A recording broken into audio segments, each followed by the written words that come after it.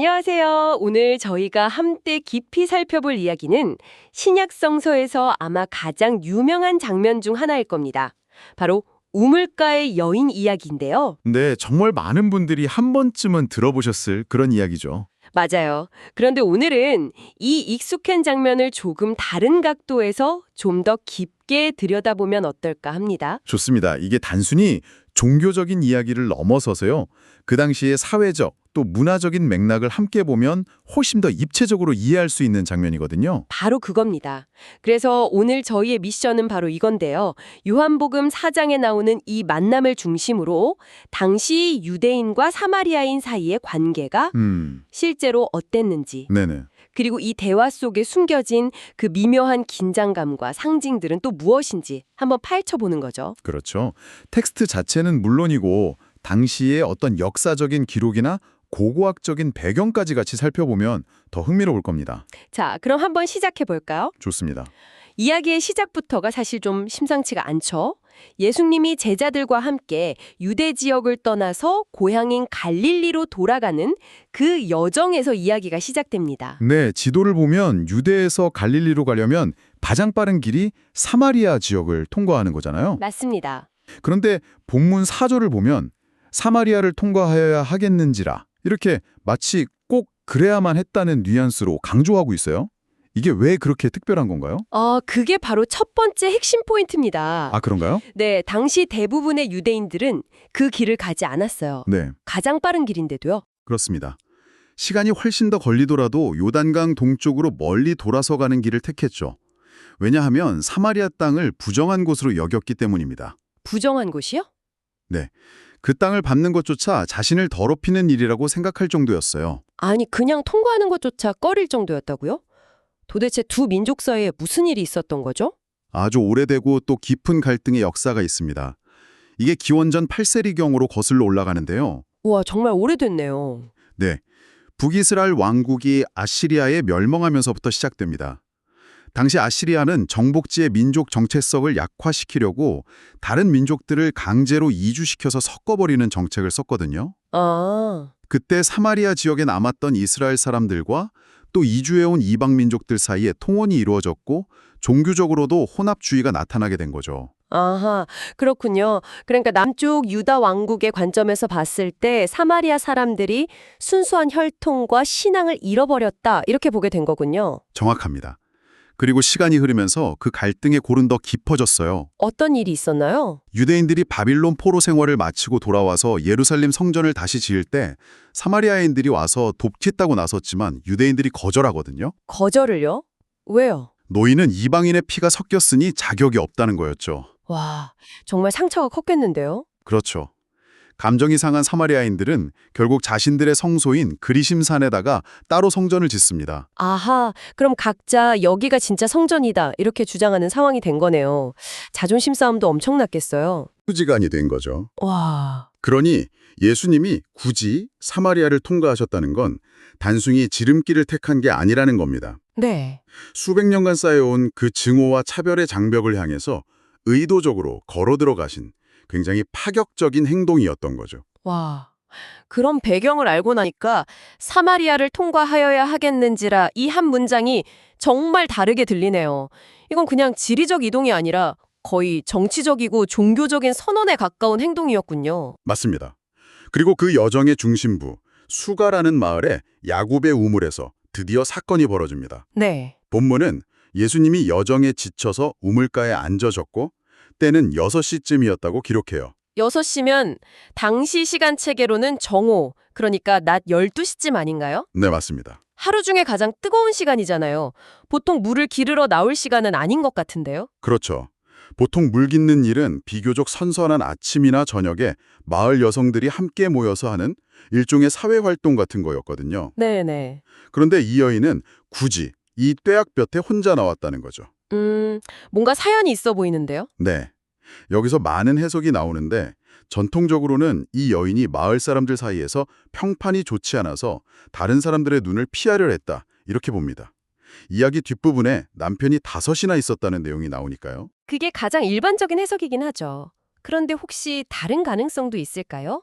뭐 예를 들면 그 시간에만 물을 기를 수 있는 그런 사정이 있었다거나? 충분히 가능한 질문입니다. 우리가 모든 걸 알 수는 없으니까요. 하지만 중요한 건 이 여인이 어떤 이유에서든 공동체로부터 좀 소외되어 있었을 가능성이 크다는 점이죠. 그렇군요. 가장 뜨겁고 힘든 시간에 가장 외로운 방식으로 생존의 필수적인 노동을 하고 있었던 겁니다. 바로 그 순간 그곳에 유대인 난자인 예수님이 앉아 계셨던 거고요. 그리고 예수님이 먼저 말을 거시죠. 물을 좀 달라. 네, 이 요청이 왜 그렇게 충격적인 반응을 불러일으켰는지 이제야 정말 이해가 되네요. 네. 여인의 대답에 그 놀라움이 그대로 담겨 있죠.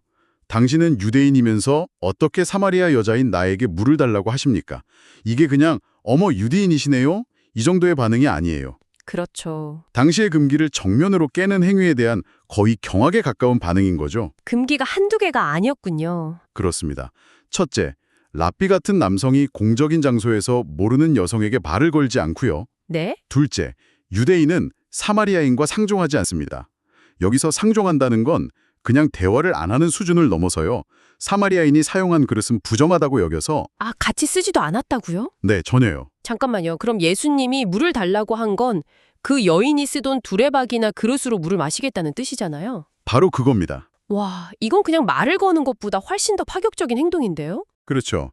유대인의 정결 규정을 완전히 무시하는 행동이죠. 여인이 충격받은 건 너무나 당연했습니다.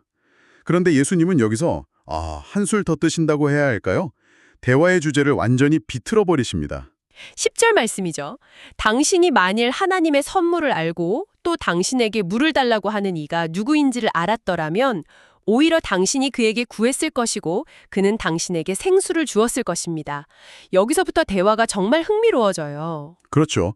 여인은 지금 당장 마실 물, 그러니까 물리적인 물에 대해 이야기하고 있는데 예수님은 갑자기 하나님의 선물과 생수라는 개념을 꺼내 드시는 거죠. 여인은 당연히 혼란스러워하고요.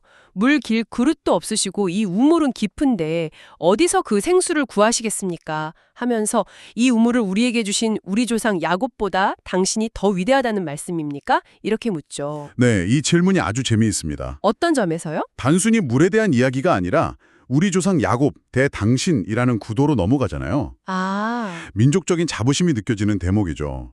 이 우물은 근본도 없는 우물이 아니라 우리와 당신이 공동으로 존경하는 조상 야곱이 주신 위대한 유산이다. 당신이 주는 물이 이보다 더 대단할 수 있냐? 하는 뭐랄까 항변처럼 들리기도 하고요. 그러네요. 야곱의 우물이 사마리아인들에게는 굉장한 자부심의 상징이었겠군요. 맞습니다. 자신들이 말로 야곱의 진정한 후손이라는 정체성의 상징과도 같은 곳이었어요. 실제로 고고학적으로도 이 우물은 깊이가 30m가 넘는 당시로서는 엄청난 공사 끝에 만들어진 중요한 수원지였습니다. 그런데 예수님은 그 위대한 유산과 자신이 줄 것을 명확히 비교하면서 선언하시죠. 네, 이 물을 마시는 사람은 다시 목마르겠지만 내가 주는 물을 마시는 사람은 영원히 목마르지 않을 것이다. 내가 주는 물은 그 사람 속에서 영생에 이르게 하는 샘물이 솟아나게 할 것이다. 네, 이 생수, living water라는 표현이요. 저희가 들으면 당연히 영적인 비유라고 생각하지만 당시 사람들에게는 어떻게 들렸을까요? 그 단어 자체에 혹시 다른 의미가 있었나요? 아주 중요한 질문입니다. 생수라고 번역된 헬라어 히도르조는 문자 그대로 살아있는 물이라는 뜻인데요. 이게 당시 일상적으로 쓰이던 표현이었어요. 아, 정말요? 네, 고여있는 빗물이나 저수지물, 즉 죽은 물과 반대되는 개념으로 계속해서 흘러나오는 신선한 샘물이나 강물을 가리키는 말이었습니다. 아, 그렇군요. 그러니까 여인이 처음 들었을 때는 어디 근처에 더 좋은 샘이라도 있나 하는 식으로 더 좋은 물리적인 물에 대한 이야기로 이해했을 수도 있겠네요. 충분히 그럴 수 있죠. 하지만 동시에 구약 성서나 당시 유대 문헌에서는 물이 종종 하나님의 지혜나 율법, 또 생명을 상징하는 은유로도 쓰였거든요. 네네. 그래서 예수님의 이 말씀은 듣는 사람에 따라 여러 칭의로 해석될 수 있는 굉장히 중의적인 표현이었던 거죠. 여인은 처음엔 문자적인 의미로 받아들였다가 대화가 깊어지면서 점차 그 영적인 의미를 깨달아가는 과정을 보여줍니다. 그럼 정리해보면 예수님은 수백 년 된 민족적, 종교적 장벽을 의도적으로 허물고 사마리아 땅으로 들어가셨고 네. 사회적으로 소외된 한 여인에게 당시 금기들을 다 깨뜨리면서 말을 거셨어요. 그리고는 일상적인 물이라는 소재를 통해 민족의 자부심이 담긴 야곱의 우물을 넘어선 영원한 생명을 주는 생수에 대한 이야기로 대화를 이끌어 가신 거군요. 그렇습니다. 이 이야기의 핵심은 단순한 개인의 구원 서사를 넘어서요. 기존의 경계들이 무너지는 새로운 시대가 왔음을 선포하는 데 있습니다. 새로운 시대요? 네. 누가 더 정통한가, 어느 성전이 진짜인가를 두고 싸우던 그 낡은 시대는 끝났다는 거죠. 유대인이든 사마리아인이든 남성이든 여성이든 또 사회적 지도자든 소외된 자든. 아, 요한복음 3장에 나오는 니고데모처럼요? 맞습니다.